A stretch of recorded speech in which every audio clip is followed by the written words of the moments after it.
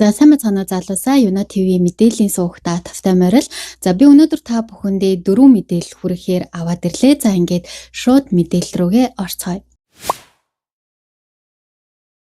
За эхний мэдээ маань болохоор Facebook дээр байсан мэдээ байгаа. За тэгээд надад бүр маш харамсалтай бас энэхүү хэрэг манай улсын залуусч гэсэн одоо хамааралтай санагдаад оруулсан байгаа. За өмнөд Солонгос улс бол мэдээж олон залуусын мөрөөдлийн орон. За гэвч үүний цаана бол маш их асуудал хэцүү зүйлс нуудаж байдгийг бол тэр бүр хүмүүс мэддэггүй.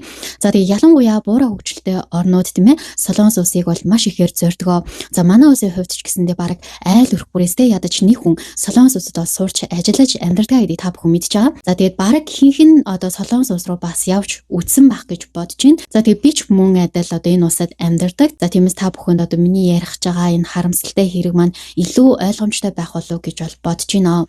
За тэгэд энэ хэрэг бол мэдээж Солонгос улстай тухайн үед бол нилээд газар авч бол иргэдийг цочроож одоо гадаад ажилчдын эрх ашигын төлөөх дөрвтэй тэмцлийн бол эхлэл болсон юм эмгэнэлт хэрэг байгаа. За хэдий одоо энэ хэрэг бүр 5-6 жилийн өмнө болсон ч гэсэн за хэрэг нь бол саяхан шийдэгдсэн ийм хэрэг байгаа. За тэгээ хохирогч бүсгүйг бол Нуа Сокёг гэдэг байсан. За тэрээр Камбож улсаас бол EUS буюу хөдөлмөрийн гэрээт ажилтнаар ирээд ажиллаж байсан. За хэрэг гэх юм бол 2020 оны 12 дугаар сарын 20-ны өдөр Гёнгийн мужийн Бучон хотын нэгэн хөдөө аж ахуйн ферм дээр болсон. За тэр өдөр бол Солонгост мэдээж өвлөөс учраас цаг агаар бол 20 хэмтэй байсан. За гэтэл одоо Сокён бүсгүн амьдарч байсан одоо тэр газар нь гэх юм бол ерөөсөө хүн амьдрах тийм зориултын байшин биш. Харин нөө бидний мэдхээр нөө хүлэмж байдаг шүү дээ. Тэр хүлэмжийн дотор байдаг сэндвич автан гарисын байрасан. За тэгээд тэр шөнө бол тог тасарч халаалтгүй болсноор харамсалтай нь Сокён бүсгүй хөлдөж амиа алдсан байгаа. За тэгээд шүүх эмнэлгийн дүгнэлтээр гэх юм бол Сокён бүсгүй бол илгэний эмгэгийн хүндрэл болон осголтын улмаас нас барсан болох нь бол тогтоогдсон. За тэгэхээр тухайн хүйтэн шүүн одоо байрных нь одоо цахилгаан халаагуур нь тог тасарсны улмаас бол ажиллаагүй. За тэгээд энэ нь бол амь нас алдах шалтгаан болсон гэж бол үзсэн юм байна. За тэгээд түрүүн эмнэлгийн дүгнэлтээр хийсэнчлэн нөө хохирогч одоо эрүүл мэндийн шалтгаантай байгаад бол захиралтаа үзүүлье гэсэн ч гэсэн ерөөсө захирал нь бол ажлын ачаал их байна гэдэг одоо ийм шалтгаан шалтгааныг тоочоод ерөөсөө ингэ зөвшөөрөхгүй байсан учраас бүсгүй бол эмнэлэгт очиж чадалгүй ингээд ажилласаар л байсан гэсэн үг. За тэгээд бас захирал нь ерөөсөө ажилчтай нөө хүн шиг одоо албан ёсны байранд амьдруулаагүй бэжж ажилчтайгаа цалингаас нь бүр сар бүр байрны төлбөр гэж бүр дунджаар 200-аас 300 мянган воныг бол сууддаг байсан мэлээ. За тэгээд тэрээр бол нас барахтаа бүр ердөө 31 настай буюу 89 төрсэн байсан. За тэгээд Солонгост ирээд бүр 4 жил 10 сар орчим шаргуу ажилласан бөгөөд ердөө одоо гэрээний дуусгаас хэдхэн хоногийн өмнө нутаг буцах тийзээ хүртэл авчихсан байсан нь бол бүрч харамсалтай. Тэгээд нутаг буцаж чадалгүй ингээд нас барсан юм байна. За тэгээд судалгаагаар бол Солонгосын хөдөө аж ахуйн салбарт бол ажиллаж байгаа одоо гадаад ажилчдын 70% нь бол иймэрхүү төр байранд амьдардаг гэдг нь бол тухайн үеийн хэрэг дээрээс бол ил болж исэн юм байна. За тэгээд мэдээж одоо фермийн эзэндээ түрүүн хэлсэнчлэн ерөөсөө ажилчдынхаа байран дээр одоо санаа тавьдаггүй бэжэж сар бүр одоо ингээд байрны төлбөр гэж ингээд суудагдаг байсан. Ерөөсөө амьдрах орчинд нь анхаардаггүй байсныг бол энэ хэрэгээс бол харж болно. За тэгээд одоо EU системийн сул тал нь гэх юм бол та бүхэн мэдж байгаа бах. Гадаад ажилчид бол ажил олгогчийн зөвшөөрлгүйгээр ажлын байраа ерөөсөө сольж болдоггүй. За тэгээд тийм учраас бол одоо тухайн бүсгүй маань хичнээн хэцүү ингээд дарамтлуулж, доромжлуулж ингэж амьдарч исэн гэсэн бол тэсгээс зур аргагүй байдалд орсон байхаа гэж бодож байна. За тэгээд яг гадаад ажилчдыг хамгаалах, тэдний төлөө ажиллах байгууллагууд бол байдаг. За гэхдээ тухайн улсын одоо өөрсдийнхөө иргэдийг эрхийг хамгаалж ажиллах тал дээр бол нэлээд тутамг байдаг учраас одоо тухайн бүсгүй ажил олгогчийн зөв бас харилцааг бол төсвөрлсөн гэж бол хүний эрхийн байгууллагууд бол ингээд үздсэн юм байна.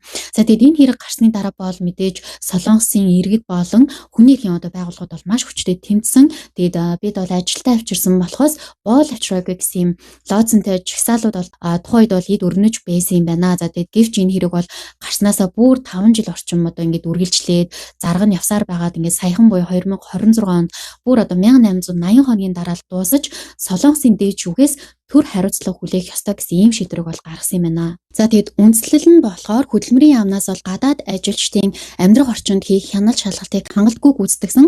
За стандартын бус байр нь бол ажилтан байршуулгыг зөвшөөрч гэрээг одоо баталгаажуулсан нь төрийн алдаа мөн гэж үзсэн. За тэгээд Солонгосын хөдөлмөр эрхлэлт хөдөлмөрийн яамнаас одоо хохирогчийн ар гэрээс албан ёс сурвалжлал гуйж нөхөн олгорын асуудлыг шийдвэрлэхээр ингээд болсон юм байна. За мөн одоо хөдөлмөрийн яамнаас гадаад ажилчдын амьдрах орчныг сайжруулах удирдамж гаргаж зөрчил гаргасан ажил олгогчийн гадаад ажилд авах эрхийг нь бол хасдаг бас юм байна. За тэгээд Солонгост бол жилд дунджаар 100 гаруй гадаад ажилчид бол үйлдвэрлэлийн осол юм уу эсвэл ажлын хүнд нөхцлөөс болж амиа алддаг гэсэн юм статистик тоо байдаг юм байна. За тэгээд одоо Солонгосын засгийн газар бол хүлэмжинд ажилтан амьдрахыг бол хатуу хориглож одоо байрны стандартыг бол шалгадаг босон ч гэсэн яг одоо бодит амьдрал дээр бол асуудлууд бол байсаар байгаа юм байна. За тэгээд энэ хэрэгээс харах юм бол энэ Сокёмс гүнхэл бол гадаад ажилчдын хувьд бол дэндүү одоо үнэтэй сургамж болсон. За үүнээс харах юм бол хүний нутагт ажиллаж хөдөлмөрлөнө гэдэг нь өөрөө ямар их төсвөр төвчээр доромжлыг бол төвчж хардыг та бүхэн одоо жаахан ч гэсэн ойлгосон байх гэж бодож байна. За тэгээ гадаад гэхээр л одоо зарим хүмүүс бол бүх зүйлийг гоёор бодож очичвол юм бол бүх зүйл сайхан болчихноо, мөнгийг амархан олчихноо гэж ингэж боддог. За гэвч бол бодит байдал дээр бол их орондоо байгаа хүмүүс бол бүр илүү амар амгалантай аз жаргалтай. Тэгээд хайртай хүмүүсийнхээ дэргэд ингээд байдаг юм шүү.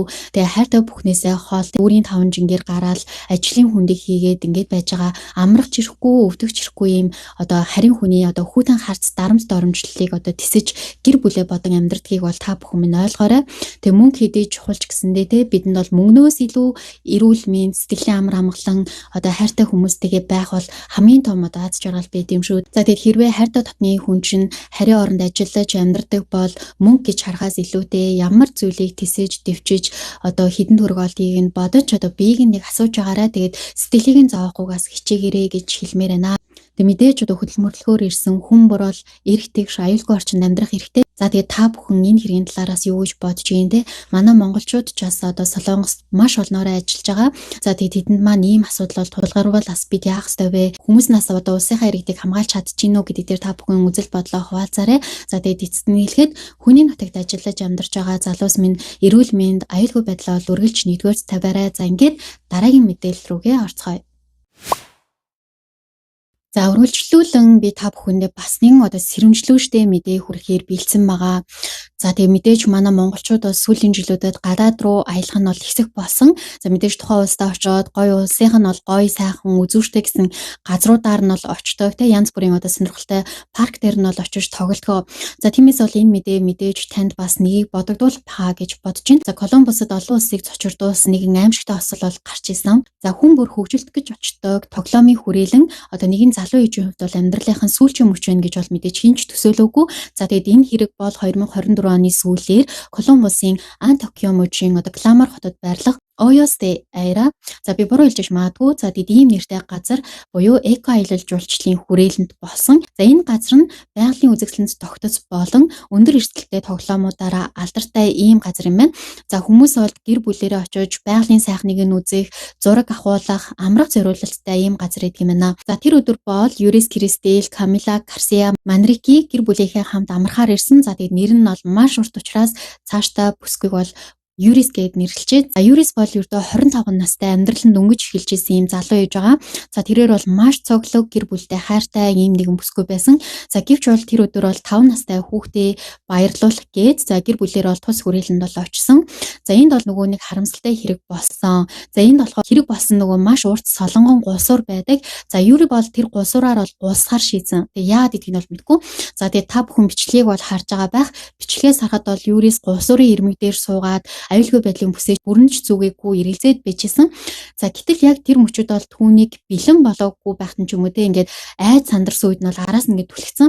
За тэгсэн чинь бол гусураар тэр бүсг бол маш өвчтэй доошлоод замын дунд байх нөгөө хамгаалтын хэсгээс бол шидэгдээд бүр маш өндрөөс газар тунсан байгаа. За тэгэд энэ хэрэг бол бүр гэр бүлийнх нь хүүхдийн нүдэн дээр босон нь бол бүр хамгийн эмгэлтэй. За тэгэд Юрис эмнэлэгт хүрэгдэх замдаа ухаантай байсан ч гэсэндээ даанч одоо гимтлээд авахгүйгээр замдаа нас барсан. За тэгэд түүний биед бол маш хүнд дотор гимтлүүд үүссэн байсан. За тухайлх юм бол одоо төмөр гусурыг бол маш хүчтэй мөргснөөс болоод гавлын ясны цууралт болон за тархины хүнд гимтэл авч цээжний хүндий болон хэвлийн хүндийн дотор эрхтнүүд болох за уушиг илэг зэргүүд нь бол хүчтэй цохилтонд өртөөд дотор цус алдалт бол үүссэн. За тэг мөн одоо уналтын үед бол нурууны нуглан болон арцэгний яс нь бол хид хідэн газраараа бас хугарсан нь түүний биеийн байдлыг бол маш хурдан муутгад хүргэсэн байна.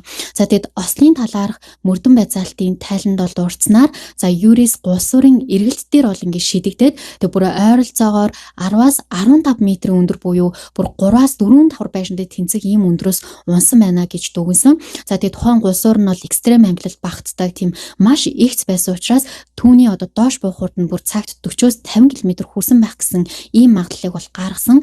За тэгэд ийм хурдтай явах үед хамгаалтын нөгөө хаалт нь бол мэдээж хангалтгүй байсан нь бол түүнийг замаас ширэгдэхэд хүргэсэн гол хүчин зүйл болсон байгаа. За тэгэд мөрдөн байцаалтаар тухайн гулсуурын одоо хамгаалтын бүс нь бүр ингээд бидний мэдж агаад стандартын ч биш бүр стандартын бус одоо зөвхөн хэлбэр төдий зүйл байсан гэдэг нь бол тогтоогдсон. За тэгэд ослын дараа бол тухайн хүрээлэнг түр хааж мөрдөн байцаалт эхэлсэн. За тэгэд тус паркийн удирдлагууд энэхүү гулсуурыг хэрэг болохоос ердөө бүр 1 сарын өмнө ашиглалтанд оруулсан байсан бөгөөд за аюулгүй байдлын техникийн шалгалтыг ч гэсэн бүр огт хийгээгүй байсан нь бол тодорсон байгаа. Тэгэд маш харамсалтай байгаа зү. Тэг мөн одоо жуулчдад зориулсан даатгаланч байгаагүй гэдэг нь бол хожим тогтоогдсон. За тэгэд юрисын ар гэрээхэн түүнийг бол бүсээ бүрэн төвжиж бариулаас сайн атгаж амжаагүй байхад нь бол ажилтан нь түлхсэн гэж мэдүүлсэн. За тэгэд хэрэг түүнийг араас нь түлхээгүй байсан бол тэр өнөөдөр бол бидний дунд амьд байх байсан хэмээн одоо уйлж одоо ярьсан байгаа. За тэгэд хуулийн талаас үнийг бол санаатай гэхээсээ илүү маш том одоо хариуцлага алдалт гэж үзэж байгаа мэлээ. За тэгэд ажилтан бол түүнийг амиа алдаасаа гэж бол санаатай тэгж түлхээгүй харин одоо үйлчлүүлэгч айгаад байна, бэлэн биш байна гэж хэлсээр байтал нь аюулгүй байдлыг бүрэн шалахгүйгээр хүчээр түлхсэн нь одоо өөрөө гэмт хэрэгт тооцогдоод байгаа юм байна. За тэгэд одоогоор тухайн түлхсэн ажилтныг бол хариуцлага алдсан гэж үзэж байгаа ч гэсэн одоо хүрээлэнгийн зүгээс бол аюулгүй байдлын стандартыг мөрдөөгүй гэх үндслээр бол шүүхийн маргаан бол одоо хүртэл үргэлжилж байгаа юм байна. За энэ хэрэг дээр бол сошиал орчинд бол хүмүүс бүр хоёр талд болоод хуваагдчихсан байгаа. За зарим нь бол ажилтныг бол буруутгаж байгаа ч гэсэн зарим нь бол ийм эрсдэлтэй газарт аюулгүй байдал яагаад ийм сул байсныг нь бол гайхаж байгаа гэсэн байсан. За тэгэд энэхүү харамсалтай хэрэгээс харах юм бол та бүхэн маань тоглоомын парк, гулсуур дээр очихдоо тийм хамгаалтын бүүс болон ажилтны мэрэгчлийн чадварыг бол үргэлж анхаарч агаарай. Тэгээд иймэрхүү өндөр эрсдэлтэй тоглоомууд дээр тоглохдоо ерөөсөө аюулгүй байдлын бэлгээ бүрэн эсхийгээ шалгаж өөртөө итгэлгүй байгаа үедээ бүр хүчээр хийхгүй байхыг зөвлөж байна. За тэгээд хин нэгэн найз чинь зүгээр штэ те хамтдаа сууй муу гэл ингээд байх юм бол та өөрөө үнэхээр агаад өөртөө итгэлгүй те эсвэл цүн совин чинь үгүй гэдэг аюул татгалздаг байгаарай гэж зөвлөе. Тэгээд хэрвээ одоо таны хамт яваа бас эргэн тойрны чинь хин нэгэн те яг одоо ийм зүйлийг хийхээс ингээд айгаад ах юм бол те түүнийг ингээд зоригжуулж байна гэл араас нь одоо санамсаргүй байдлаар түлхэх ч юм уу хүчлэх нь одоо ийм аюулд хүргэж болтыг бид бүхэн харлаа. Тэгээд та бүхэн бас энэ хэргийн талаар юу гэж бодож байна? Тухайн ажилтны буруу юу те эсвэл одоо хамгаалтын систем муу байсан хүрээлэнгийн буруу юу те эсвэл үнэхээр одоо өөрөө айж исэн байж гулсах шийдвэрийг гаргасан одоо хохирогчийн буруу сонголт байвуу те тэгээд энэ тал дээр коммент сект өөрийнхөө сэтгэлийг хуваалцаарай. Мэдээж одоо энэ одоо байгууллага маань бол мэдээж үйл ажиллагаа бол хаасан байгаа. За тэгээд ингээд дараагийн мэдээлэл рүүгээ орцгоё. За дараагийн мэдээ маань бас сургамжтай мэдээлэл байгаа. Манай ус бол нэг үе бодвол хөгжөөд хот тогтчол маань бол сайжраад байгаа. За ер нь тэгээд жоохон боржуур маань ихтэй байгаа болохоос ш. За гэвч бол манай одоо зарим ухамсаргүй эргээд те усын төсөөр хийсэн иргэдийн одоо татварын мөнгөөр хийсэн бүтээсэн зүйлийг бол миний бишээ гэдэг утгаар бол юу нөгөө хайрлах хамгаалах те одоо тийм сэтгэл байхгүйгаас болоод эвдэд сүйтгэхэд бүр зарим нь хулгайлдаг. Гэтэл одоо энэ тал дээр хин хийсэн нь мэддэхгүй гэсэн шалтгаанаар бол хуулийн хариуцлага хүлээдэг хүн баг байдаггүй байх гэж бодож байна. Гэтэл бол эргээд энэ нь бол маш их мөнгөөр татвар төлөгчдийн мөнгөөр бол дахин сэргээгдэж ингэж хийдгээ. Тэгээ энэ нь бол мэдээж бол усын төсөвт бол ингээд үргүү зардал ингээд болж идэгөө. Тэр яг ийм хэрэг Солонгост гарсан байна. Гэхдээ хэрэгтнийг олж баривчилж одоо хуулийн хариуцлага өөрөлдөх болсон нь бол авууштай санагдсан учраас энэ мэдээллийг аваад ирлээ. За тэгээ Солонгосын Чаннан болон Чомбук мужуудын нутаг дэвсгэрт орших гүүрнүүдийн одоо нэрний зис хаягууд бол бөөнөр алга болоод байгаа нь бол оршин суугчд болон навцаамын тээврийн газрынхныг бол гайхшруулад байсан. За тэгээ нөгөө цагдаа нар маань яасан гэхээр одоо нэлээх мөрдлөг хийгээд за тэгээ үүний үр дүнд бол 850 гаруй шиг хаягийг ганцаараа улгасан хулгайчийг олон зуун камер шүүс нийцэст бол барьж чадсан юм байна. За тэгээд түүнийг бол машиныхын дугаараар тогтоож бол хэрэгнийг барьжсэн. За тэгтэл хэрэгтэн нь бол 50 орчим насны эрэгтэй байсан. Тэгээд сошиал дээр бол нэрийг нь нууцлсан байсан. За тэрээр бол эрхэсэн тодорхой ажил авахгүй санхүүгийн нийлийн хүн нөхцөл байсан ганцаараа амьдардаг гэдгийг тогтоогдсон. Тэгээд хэргийн сэтэл буюу яагаад хулгай хийхэд тайлбарлахдаа бол амжиргааны мөнгө олох зорилгоор бол энэ хэрэг үйлцэн гэж мэдүүлсэн. Мэдээж бол зис хүрлийг бол төмөрлийн одоо хаягдал дээр ингээд авдаг учраас бол тэрээр үүнийг бол амрын хэлбэр аргаар мөнгө олох зам гэж хараад тэгээд хулгаасан гэдэг бол хүлээн зөвшөөрсөн. За тэгэд мэдээж хэрэгтэн одоо хэрэгээ үлдэхдээ бол өөрийнхөө машиныг унаад тэг хяналтын камер багтаа ийм одоо хөдөө орон нутгийн замуудаар явж бол одоо шөнийн цагаар гүүрний одоо дөрвөн буланд байдаг ийм хаягуудыг бол багаж ашиглаад бүр маш цэвэрх ийм салгаж авдаг байсан юм байна. За тэгээ нөгөө хулгайч маань яасан гэхээр одоо хаягуудаа килограмлж зардаг байсан байгаа юм. Тэг нэг хаягийг бол бүр хэдхэн мянган воноор зарсан гэж байгаа. За гэвч бол хэрэгтэн тэр хаягуудыг маш хямд зарсан ч гэсэн улсад учруулсан охирол нь бол бүр хэдэн зуун сая вон болсон гинэ. За тэгэхээр бол Солонгосын хуулиар бол мэдээж нийтийн өмчийг санаатаагаар сүйтгэж хулгайсан ийм тохиолдолд бол хүнд ял оноод юм байна. За тэрээр бол одоогийн байдлаар тусгай хуулийн гэмт хэрэг гэсэн зүйл залтаар ял сонсоод байгаа бөгөөд одоо охирлыг нөхөн төлөх боломжгүй учраас түүн хоноох ялыг бол хүндрүүлэх нөхцөл болж байгаа гэж үзээд байгаа юм байна. За тэгээд би яг ямар зүйл залтаар ямар ял оноодог болохыг нь харсан чинь эрүүн хуулийн 329 дугаар зүйлд бол бусдын эд хөрөнгийг хулгайсан этгээдийг 6 жил хүртэлх хугацаагаар хорих, за эсвэл 10 сая хүртэлх воноор торох юм шийтгэл оноод юм байна. За гэтэл нөгөө тусгай хулгай буюу хэрэг одоо шөнийн цагаар бүлэглэж эсвэл одоо багаж хэрэгсэл ашиглан яг саяны хэрэгтэй адил хэрэг үйлцсэн байх юм бол ял нь хүндрээд 1 жилээс 10 жил хүртэлх хугацаагаар хорих ялтай юм байдаг юм байна. За тэгэд энэ тохиолдолд бол мэдээж торох ял бол байхгүй шууд хорих ялтай юм байна. За мэдээж гүүр нь бол нийтийн эзэмшлийн одоо байгууламж учраас түүний эд ангийг эвдэж одоо функцийг нь алдагдуулсан бол энэ зүйл залт нь улам хүндрээд эрүүгийн хуулийн 141-р зүйл залт буюу улсын одоо байгууллагын ашиглаж буй эд зүйл байгууламжийг сүйтгэсэн бол 1 жилээс 10 хүртэлх одоо хугацаагаар хорих юм ял оноод юм байна. За тэг болоогүй одоо хулгай эд зүйлийг мэдсээрэж худалдаж авсан төмөрлийн цэгүүд ч мөн адил одоо хуулийн хариуцлага хүлээж үйл ажиллагаа явуулах эрхээ одоо хасуулах хүртэл арга хэмжээ авахулдаг гэсэн байна. За тэгэхээр мэдээж одоо тухайн одоо байгууллага чинь одоо энэ хулгайх байна гэдэг бол мэдж байгаа шүү дээ. Тэгээд тэрвээ одоо мэдсээрэж авах юм бол бас хүнд ялтай байна. За тэгээд энэ одоо үйлцэн хүний хэрэг нь бол бүр 850 удаагийн үйлдэл буюу маш олон удаагийн давтан хэрэг учраас шүүхээс бол нийгэмд аюултай гэж үзээд дээд хэмжээнд одоо төгсөн ял оноох магадлал өндөр байгаа гэсэн мөлий. За тэгээд энэ хэрэгний хувьд бол хэрэг нь нотлогдсон учраас хамгийн багадаа 3-5 жилийн ял одоо авах магадлалтай гэж үзэж байгаа юм байна мэрэгчлэнүүд. Тэгэхээр одоо тэрнээс дээшиж одоо ял авах боломжтой юм байна. Тэгэхээр нэлээд одоо чанга санагцсан. Тэгээ учир нь бол тэрээр зөвхөн нэг удаагийн хулгай биш те нийтийн аюулгүй байдалд занал хийсэн ийм системтэй хэрэг үйлцэн гэж бол үзэж байгаа юм байна. За тэгэд энэ хэрэг дээр олон нийт маш их бухимдалтай байгаа юм билээ. Тэгэд минийх биш учраас хамаагүй гэсэн юм сэтгэхгүй бол улсын төсөвт буюу татврын мөнгөнд тасар их хор хохирол учруулж байгааг бол иргэд одоо шүүмжилж байгаа юм билээ. За тэгэд хэрэгтэн зөвхөн төмрийн үнээр зарсан ч гэсэн за үүнийг нь бол дахиж хийж сурлуулахад бүр хэдэн зуун дахин их зардал гардаг. За тэгэд мөн үүнээс үүдэн замын хөдөлгөөний аюулгүй байдлын эрсдэлч гэсэн нэмэгдсэн бөгөөд за тухайн пайз нэрнүүд нь бол онцгой байдлын үед буюу зам тээврийн осол гарах ч юм уу эсвэл одоо байгалийн гам шиг ингээд тохиолдох үед аврах одоо албаных нь бол байршлаа мэдээлэл бүр хамгийн чухал юм гол тэмдэг болд юм байна. За тэгэд эдгээр хаяг алга босноор бол хүний амь нас эрсдэх аюултайг бол мэрэгчлэнүүд бол сануулж байгаа. Тэгээд иргэдийн зүгээс бол нийтийн өмчөд халдсан хэрэгт оноох ялыг чангатгах хэрэгтэй гэсэн юм байр суурьтай байгаа юм байна. Тэгэд үзэгч та бүхэн маань бас хэдхэн төгрөгийн төлөө улсынхаа өмчийг те иргэдийн аюулгүй байдлыг золиослсон энэ хэргийг юу гэж бодож юм те манад бас одоо ийм хэрэгүүд хэр их болдог вэ сэтгэлээ хуваалцаарай гэж хүсэж байна. За тэгэд эцэст нь хэлэхэд бол бидний эргэн тойронд байгаа нийтийн өмчийг хайрлан хамгаалах нь бол бидний л үүрэг юм шүү. За ингээд дараагийн мэдээлэл рүүгээ орцгоё. За ингээд бүгдээрээ хамгийн сүүлийн мэдээлэл рүүгээ орцгоё. За энэ мэдээ бол 2020 оны үед интернет ертөнцийг бол бүр жинхэнэ утгаараа шоконд оруулаад байсан нэгэн бүсгүйн талаарх мэдээлэл байгаа. За тэгээд тухайн үед л одоо дэлхийн томоохон хэвлэл мэдээллийн хэрэгслүүд болох одоо Daily Mail, Mirror болон одоо бусад одоо платформудаар нэлээд хүчтэй ингэж тархаж хүмүүсийг бол нэлээд хоёр талцуулаад байсан ийм мэдээлэл байгаа. Тэгээ миний хувьд ч гэсэндээ ерөөсө тухайн үед бол мдээгүй байж байгаа. Саяхан одоо дахин сэвэгдээд байхаар нь мэдээллийг аваад ирсэн байгаа. Тэгээд энэ нэмэлтээ болохоор одоо 31 настай. Тэгээ 31 настай мөртөөсөө яг л нэраа хүүхчиг амьдардаг юм пэйж миллер гэдэг юм бүсгүй байгаа байхгүй юу. За тэрээр бол өөрийнхөө одоо энэ ачаалттай амьдралын хэм маяга мэдээж олон нийтэд бол чөлөөтэй хуваалцаж өдөрт одоо бүр хэдэн сая хүний анхаарлыг татаж чад ингээд анхаарлын төвд байдаг ийм одоо инфлюенсерч гэх юм уу те одоо ийм контент бүтээгч байгаа. За тэгээд тэрээр бол энэ амьдралаа хамгийн 23 настай байхдаа олон нийтэд хуваалцаж бол контент бүтээж бол эхэлсэн юм байна. Тэрээр 1995 онд төрсэн юм Америк бүсгүй байгаа.